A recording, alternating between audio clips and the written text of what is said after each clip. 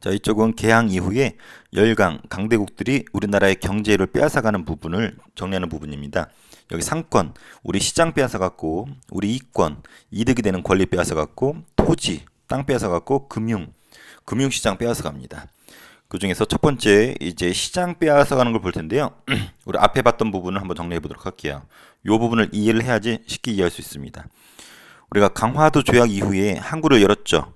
세 군데 열었는데 어디 열었는지 기억납니까? 그렇죠. 부산 열었고 인천, 원산 이렇게 열었습니다. 그래서 일본 애들이 배를 타고 와가지고 여기서 물건을 팔고 물건을 사가도록 하겠죠. 근데 여 서울 육지까지는 마음대로 못 들어와요. 강화도 조약과 그 부속 조약들에 의하면은 요 항구 주변에서만 물건을 팔 수가 있었어요. 그래서 구체적으로는 여기 십리 대략 4km 정도 되는데 여기 십리 요 네모난 공간에서만 물건을 팔 수 있었거든요. 요 공간을 뭐라 부르냐면 개항지라고도 하거나 거류지라고도 합니다. 그래서 개항지, 거류지. 그래서 요 항구 주변에서만 이루어지는 무역을 거류지 무역이라고 해요. 그래서 거류지 무역을 우리가 이해를 해야 됩니다. 그래서 이 항구 주변에서만. 그럼 일본 애들이 뭘 우리나라 파냐면은 이런 걸 팔아요. 면제품. 면제품이 우리 옷감 같은 거, 옷 같은 거 있죠?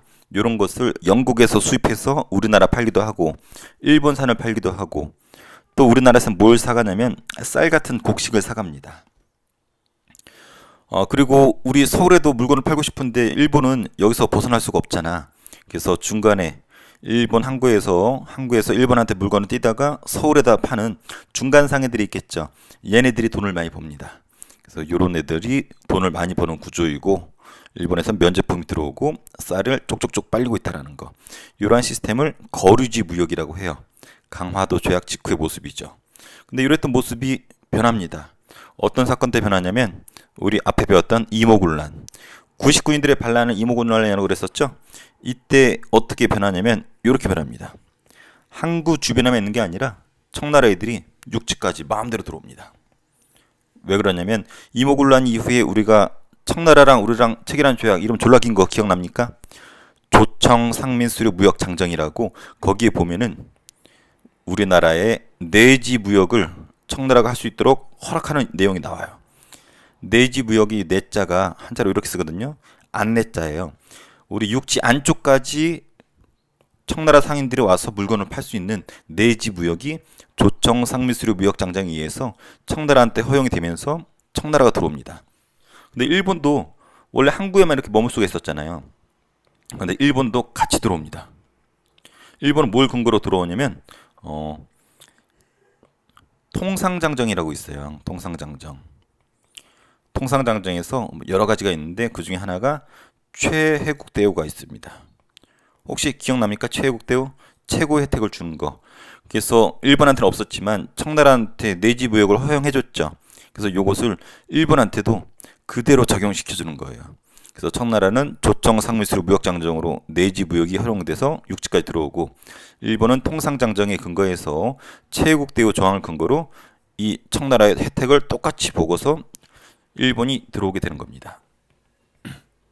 그래서 우리나라 서울 기준으로는 이제 청나라는 조청 상민수료 무역장정에 의해서 일본은 통상장정에 근거해서 둘 다 서울까지 진출을 하게 되고 서로 으르렁 되면서 싸우겠죠.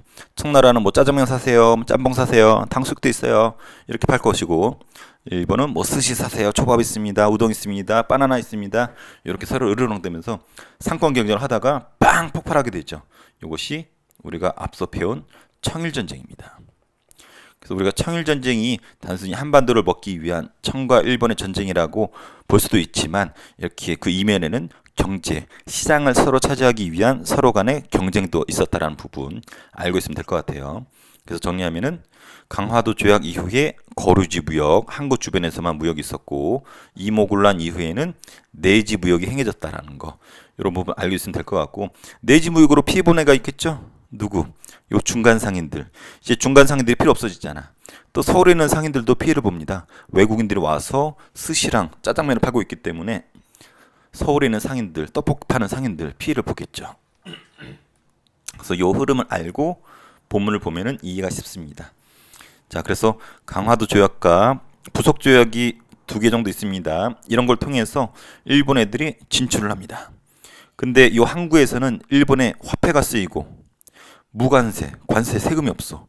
또 형사재판권, 죄를 져도 일본 애들이 재판하기 때문에 마음대로 할 수가 있어요. 이런 걸 이용해서 일본이 약탈적으로 무역을 합니다. 그래서 걔네들은 우리나라의 면직물, 그러니까 영국에서 수입한 면직물을 우리나라에 또 파는 중개 무역을 하고, 우리나라에서 뭘 사간다고요?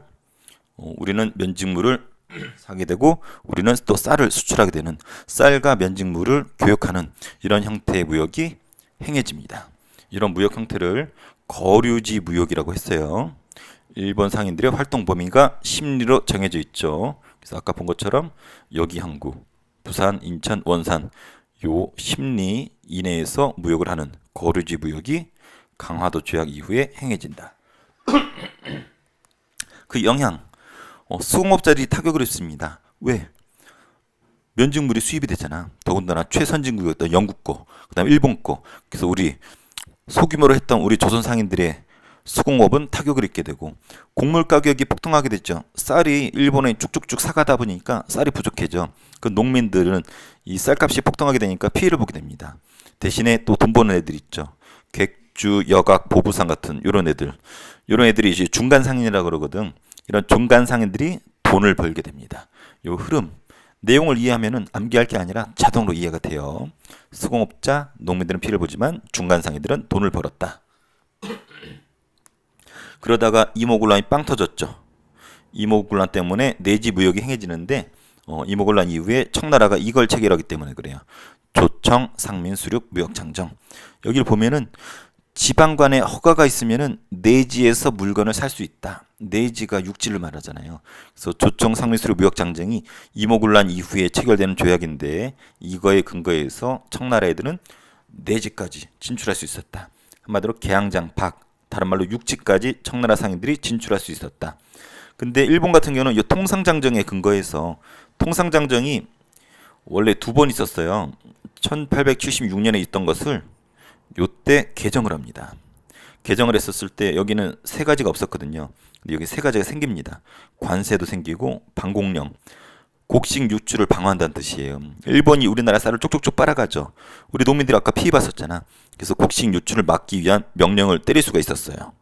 그리고 최국대우, 특히 요 최국대우 때문에 청나라가 본격적으로 진출할 때 일본도 똑같이 진출할 수 있는 요건이 최국 때문에 그럽니다. 그러면서 청나라는 조청, 상미술, 무역장정 때문에, 일본은 통상장정 때문에 청과 일본 상인들이 치열하게 경쟁을 하게 되죠. 그래서 청일 양국이 경쟁을 하고 끝내 청일전쟁까지 이어지게 된다는 거. 근데 누가 이겼어요? 일본이 이겼죠. 그래서 일본 상인들이 조선과의 무역을 독점하게 됩니다. 요 상황, 요걸 한번 볼게요. 청과 일본 상인들이 치열하게 경쟁하는 게 묘사되어 있습니다. 청일 양국 상인 모두 점점 많아졌다는 표현이 나오고, 아무리 후진곳이나 촌락일지라도 장날에는 청나라 상인들이 안 오는 곳이 없었다. 그러니까 청나라 애들이 육지까지 엄청나게 들이민 거죠. 그 당시 때 한성, 서울의 모습이에요. 청나라 애들이 여기서 짜장면, 짬뽕 뭐 이런 거 팔고 있고, 일본 애들은 여기에서 바나나, 뭐 스시 이런 거 팔면서 서로 경쟁을 하는 거죠. 그러다가 청일전쟁까지 나아가게 되는 거고, 요 표를 꼭 알아두세요. 요 표가 어떤 문제지든 어떤 교재에든 다 나옵니다. 요거 해석할 수 있어야 돼. 자, 잘 보세요. 1882년에 이모군란이 터집니다. 아까 본 것처럼 이모군란 결과 조청, 상민, 수류, 무역장정으로 청나라 애들이 내지 무역이 가능해졌죠. 그래서 청나라 애들이 물밀듯이 우리나라로 들어옵니다. 그래서 청나라의 비중이 점점 어때요? 커지고 있죠. 그래서 청나라의 비중이 커지고 있다. 상대적으로 일본의 비중은 갈수록 줄어들고 있죠. 그러다가 1894년 무슨 일이 벌어지냐면, 이 둘의 충돌이 청일전쟁으로 표출이 됩니다. 결론적으로는 일본이 거두면서 이제 일본이 거의 독점하게 되죠. 그래서 요 그래프가 나오면은, 앞서 이모군란 때문에 조청, 상민수로 무역장정을 체결했고 내지 무역이 행해지면서 청나라가 잠식을 많이 하고 있구나. 반대로 상대적으로 일본은 줄어들지만 둘이 빵 충돌한 것이 청일전쟁이구나. 일본이 승리하면서 일본이 무역을 독점했구나. 요 흐름을 요 시작과 끝을 통해서 이해할 수 있어야 됩니다. 자, 내지무역 아직도 하고 있어요. 이모곤란 이후에 청은 요거에 의해서, 일본은 이거에 의해서. 그래서 내지무역이 행해지면 이런 일이 벌어집니다. 내지무역이 행해지면 중간 상인들 아까 봤었죠. 얘네들 필요 없어지죠. 그래서 얘네들이 타격을 입습니다. 그리고 시전 상인들도 타격을 입는데 시전 상인이 서울 한성에서 물건 파는 애들, 아까 떡볶이 판다라고 예를 들었는데 얘네들이 피해를 봐요. 잘 떡볶이 팔고 있었는데 청나라 애들이 와서 막 짜장면 팔고 일본 애들이 와서 막 초밥 팔고 그러니까 떡볶이 안 팔려. 그래서 시장 상인들이 피해를 보고 중간 상인들이 필요가 없어진다라는 부분. 또 쌀을 지금 계속 일본 애들이 사가죠. 쌀값 폭등 보니까 우리 농민들은 계속 피해를 보는 거야. 근데 상대로 이익 보는 애는 지주들은 이익을 봅니다. 아까 거리지 무역 때도 지주들은 이득을 봐요. 지주가 땅 주인이잖아. 땅이 많은 애들인데 거기서 쌀이 나오죠. 쌀을 생산할 때마다 다 누가 사가? 일본 애들이 쪽쪽쪽 사가니까 얘네들 입장에서는 나쁠 게 없어요. 그래서 어느 시대든 항상 always 평생 지주들은 친일파들이 많이 나옵니다. 일본에 쌀 사가는 부분이 지들한테 이득이 되기 때문에. 자, 우리의 이권을 열강, 강대국이 빼앗아 갑니다. 요거 배웠어요. 아간파천 전후해서. 아간파천이 뭐예요? 우리 고종 황제가 러시아 공사관으로 도망친 사건이죠. 그래서 러시아가 보호를 해주죠. 근데 무조건 대가를 치러야 되겠죠. 러시아가 뭘 요구합니까? 이권을 요구하죠. 이권이 뭐냐? 이빨로 하는 권법? 이게 아니라 그랬죠. 광산, 삼림, 철도 같은 이득이 되는 권리를 이권이라고 그러고 러시아가 이런 이권을 요구하죠. 보호해준 조건으로. 러시아 공사관이죠. 근데 다른 나라들도 똑같이 이권을 빼앗아 갑니다. 왜? 걔네들은 다 최애국 대우 조항을 가지고 있었거든. 왜? 러시아한테 주는 혜택을 최애국 대우 조항에 근거해서 걔네도 똑같이 가져간단 말이야. 그래서 강대국들이 우리의 이권을 경쟁적으로 빼앗아 가게 됩니다. 그것을 우리 교과서마다 이런 표로, 지도로 정리를 해놨어요. 한번 볼까요? 여기 보면 삼림체벌권, 러시아죠. 삼림체벌권, 러시아. 주로 삼림체벌권은 러시아가 가져갑니다. 그리고 여기 좀 약하게 표현되어 있는데 여기 운산, 금강이에요. 운산, 금강은 미국이, 그래서 광산은 주로 미국이 많이 가져갑니다. 여기에서 나온 표현이 뭐냐면은 조선인 사람들을 시켜서 금을 캐게 하거든. 근데 금이 뚝 떨어졌어. 그럴 때마다 조선이 손대지 말라고 미국 관리인들이 뭐라 그러냐면 손대지 마! 노 터치 외칩니다. 그러니까 조선인들 입장에서는 발음이 좀 잘 안 들릴 거 아니야. 금 대려 그러면 노 터치. 대려 그러면 노 터치. 그래서 금을 댈 때마다 쟤네들이 노 터치 뭐라 하는데 노다지. 그래서 미국 애들은 금과 같은 소중한 장소, 소중한 곳을 노다지라고 하는구나 라고 이렇게 알려지게 됐죠. 그래서 우리가 여러분은 생소할지 몰라도 노다지라는 표현 많이 써요. 이거 대중음악에도 있었잖아요. 노다지 노다지 원추, 노다지 노다지 원추. 원더걸스가 옛날에 불렀던 노래인데 뭐 몰라도 어쩔 수 없네요. 아무튼 노다지라는 표현이 요때 금강과 관련지어서, 미국 금강과 관련지어서 나왔다는 이야기도 상식으로 알아두고, 선생님 강조하고 싶은 부분은 철도입니다.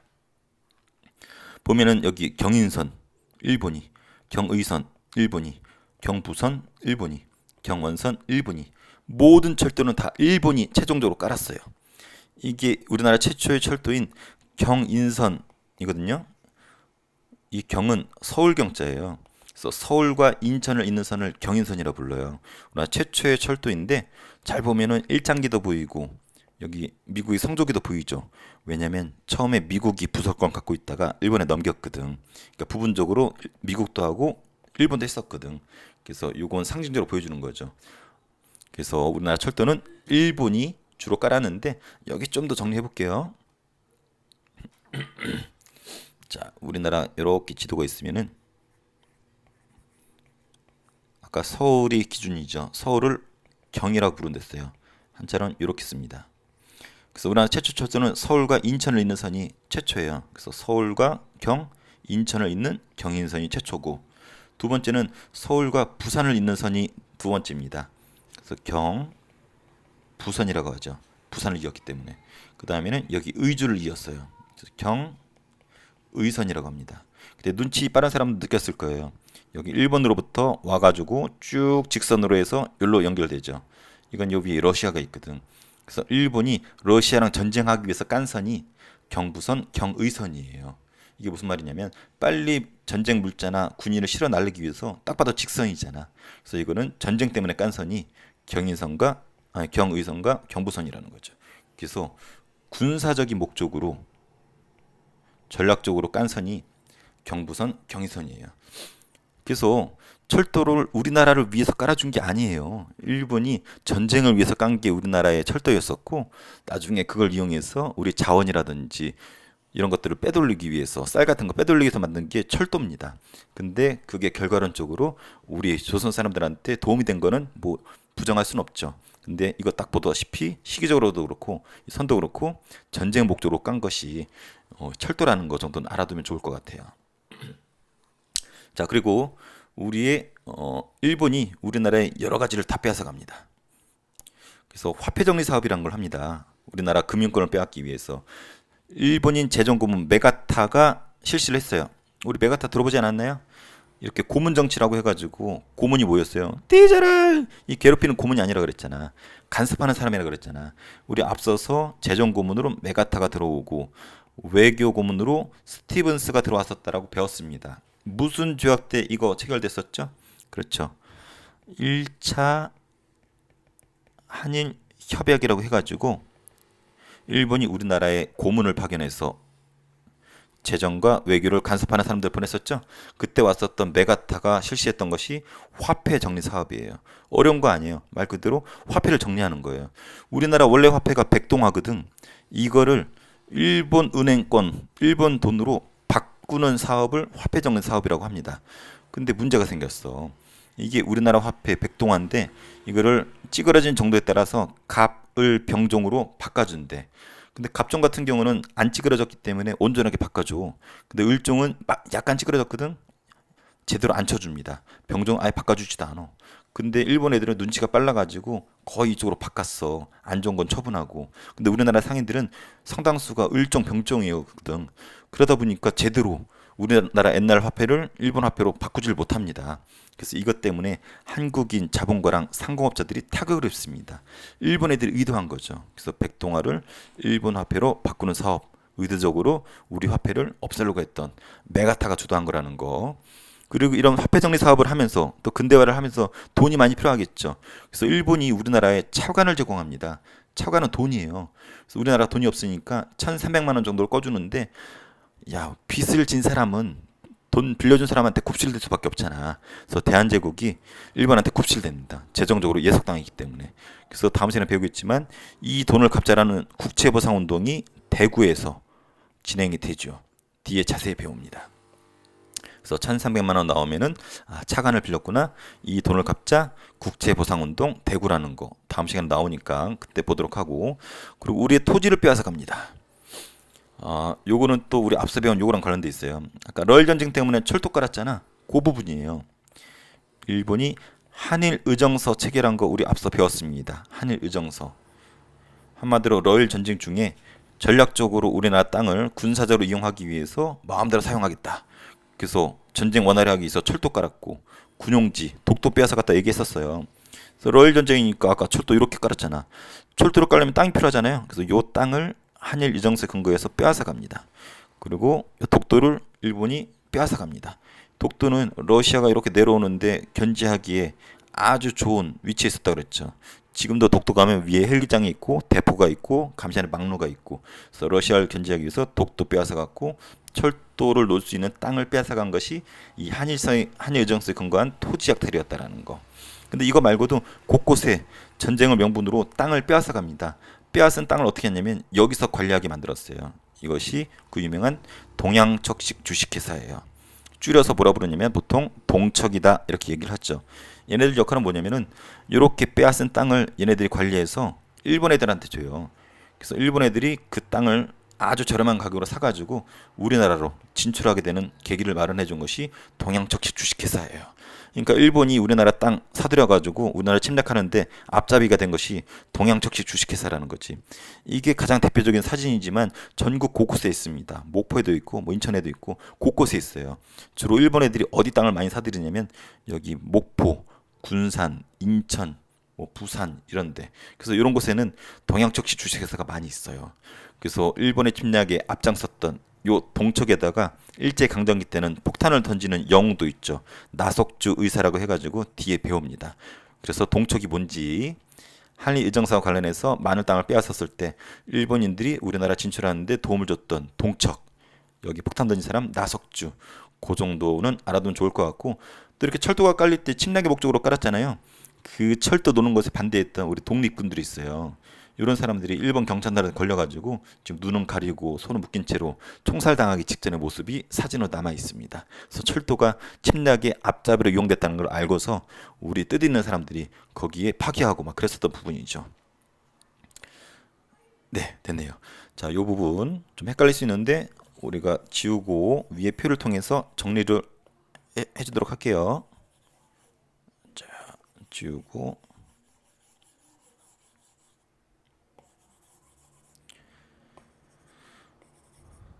자, 이것도 지우고,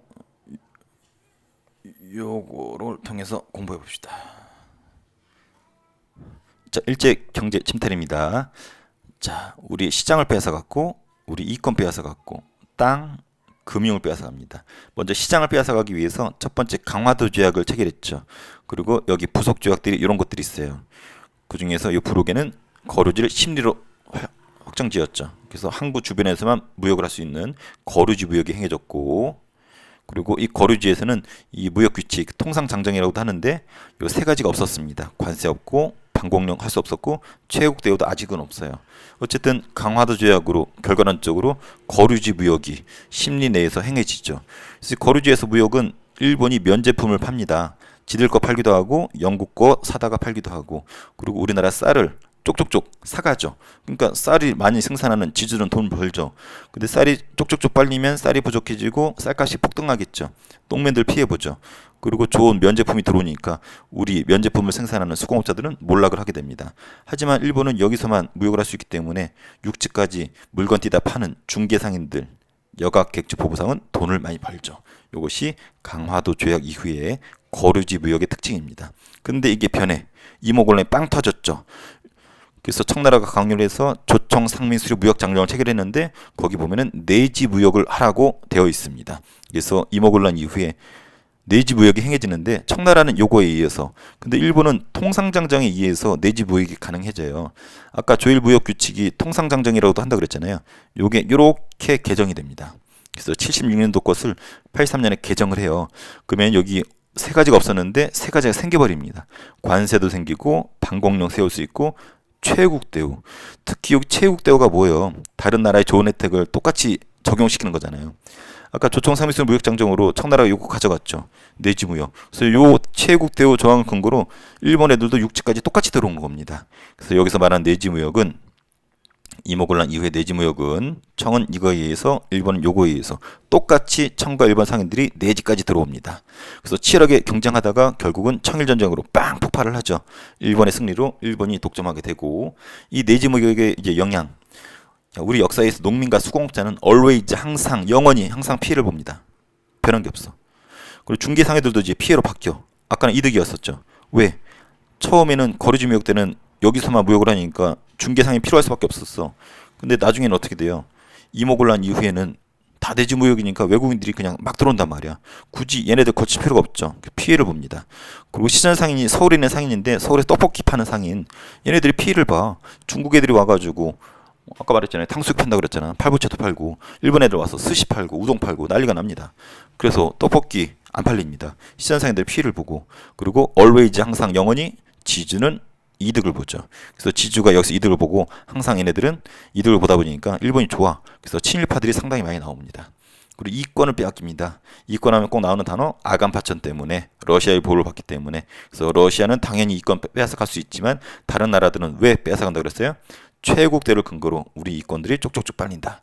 러시아는 삼림, 나무, 미국은 광산, 운산, 금강 유명했었죠. 여기서 노다지 원추, 노터치가 나왔었고, 일본은 철도로 깔았다. 특히 철도, 경인선, 제초 경부선, 경의선, 특히 요 경부선과 경의선은 군사적인 목적으로 깔았었다라는 거, 침략의 목적이 철도에 투영되어 있다라는 거. 자, 토지. 러일 전쟁 중에 일본이 빼앗아갔죠. 근거가 되는 조약이 한일 의정서. 전쟁을 원활히 하기 위해서 땅을 빼앗아가겠다. 아까 봤던 철도, 요 주변 땅 사가는 것도 요거에 근거했었잖아요. 그래서 철도 부지. 그리고 아까 뭐라 그랬어요? 독도. 독도가 요 위에 러시아가 내려온 때 이 독도가 감시하기 아주 좋잖아요. 그래서 독도. 아직도 지금 우리 해군인가 경찰인가 독도를 지키고 있죠. 군사적 요충지거든. 그래서 한일 의정서에 근거해서 철도 부지랑 독도를 빼앗아갔다. 또 일본이 전쟁 중에 황무지 못 쓰는 땅을 지들이 개간하겠다고 요구를 해옵니다. 요기에 저항했던 단체 우리 배웠잖아요. 애국개몽운동 단체 중에서 보안회라고 있었습니다. 이미 배웠습니다. 그리고 이렇게 빼앗은 땅을 동척을 통해서 일본인들한테 넘겨주죠. 줄여서 동척. 그래서 여기다 폭탄 던진 애도 있다고 얘기했었습니다. 그리고 금융을 일본이 빼앗아갔죠. 그래서 화폐 정리 사업을 했는데 재정 고문이었던 메가타가 있고 우리 백동화를 일본 화폐로 바꾸는 거였고 일본은 정보가 있었고 우리는 정보가 없어서 타격을 입었죠. 그리고 이런 사업을 하면서 일본이 차관을 빌려주는데 1,300만 원 정도 꺼주게 되고 우리의 경제가 일본에 예속당하고 일본의 눈치를 볼 수밖에 없었죠. 그래서 요거 갑자라는 운동이 국채보상 운동이 있었고 대구를 중심으로 있었고 다음 시간에 배울 거라는 거. 그래서 요 부분 우리 정치사 때 요거 많이 봤잖아요. 요거랑 연계시켜서 공부를 해야 돼요. 그래서 정치사가 공부 안 돼 있으면은 지금 한 경제사부는 제대로 이해하기 어렵습니다. 흐름만 볼게요. 시간이 없으니까. 자, 강화도 조약으로 어땠어요? 심리라고 하는 거류지가 형성되었죠. 거류지 무역을 하다가 이모군에 빵 터졌네. 그래서 조청 상미수루 무역장정과 일본은 체국대로 근거로 거류지 무역에서 무슨 무역으로 내지 무역으로 바뀌죠. 그래서 이득을 보는 애랑 피해를 보는 애들 비교해 볼 수 있어야 되고 그래서 쭉 가다가 아간 파천이 벌어졌죠. 왕이 러시아 공사로 도망가고 우리 뭘 빼앗긴다? 이권을 빼앗긴다. 산림, 철도, 광산 이런 것들 주로 철도는 일본이 빼앗아갔고 그래서 이 부분 이해를 해야 되고 그리고 체국대로 근거로 모든 나라들이 다 빼앗아갔죠. 그러다가 러일 전쟁이 빵 터졌죠. 그래서 전쟁을 원활히 하기 위해서 여기에 한일 의정서라는 거 체결했습니다. 이걸 근거로 철도 부지라든지 독도라든지 곳곳의 땅을 일본한테 빼앗겼죠. 이 역할을 했던 것이 동양적식 주식회사라는 거였었고 그래서 서서히 망하다가 우리나라가 빵 망하게 되죠. 자, 그러면 문제를 풀어볼까요? 개항 이후에 요 세 개 항구에서 일본 화폐가 유통이 되었다. 맞습니다. 여기 어디에 나오냐면 여기 나와요. 조일수호조기 부록에 심리 설정이 되어 있고 생략했지만 일본 화폐가 유통될 수 있다라고 명시가 되어 있습니다. 자, 러일 전쟁을 계기로 한성을 비롯한 내륙 곳곳에 외국 상인들이 진출하기 시작하였다.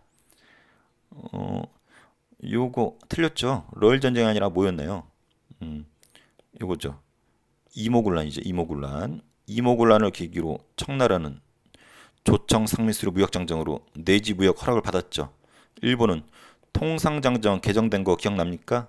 아까 83년에 통상장정에서 세 가지 없던 게 생겼죠. 이 세 가지 중에서 하나가 최국 대우였었죠. 그래서 조청 상미수 무역장정으로 내지 무역을 청나라가 따내니까 이 최국 조항을 근거로 똑같이 내지 무역을 들어온 게 일본이었었죠. 자, 일본으로 쌀 수출이 증가하면서 쌀값이 폭등했죠. 그래서 농민들은 피해를 입었죠. 수익이 아니라 수익이 입은 건 지주들이고 농민들은 피해를 입었죠. 아간 파천을 계기로 열강은 최후대를 이용해서 이권을 빼앗아갔다. 맞죠? 자, 개항 이후 일본 상인은 면직물을 싸게 사서 우리나라 팔았죠. 그래서 중개 무역으로 이득을 얻습니다. 그래서 우리나라 이렇게 팔 때 영국에서 사들어와서 우리나라에 파는 중간에서 이득을 취한 일본 새끼들, 일본 사람들. 자, 이모군란 이후에 조청 상미수 무역 장정을 계기로 청상인이 서울에까지 들어왔었다. 이것을 우리 유식한 말로 내지 무역이라고 했죠. 자, 메가타가 백동화 우리 돈을 일본 은행권으로 바꾸는 화폐 정리 사업을 했죠. 그리고 일본은 빼앗은 땅을 동양측식 주식회사를 통해서 관리를 했었죠.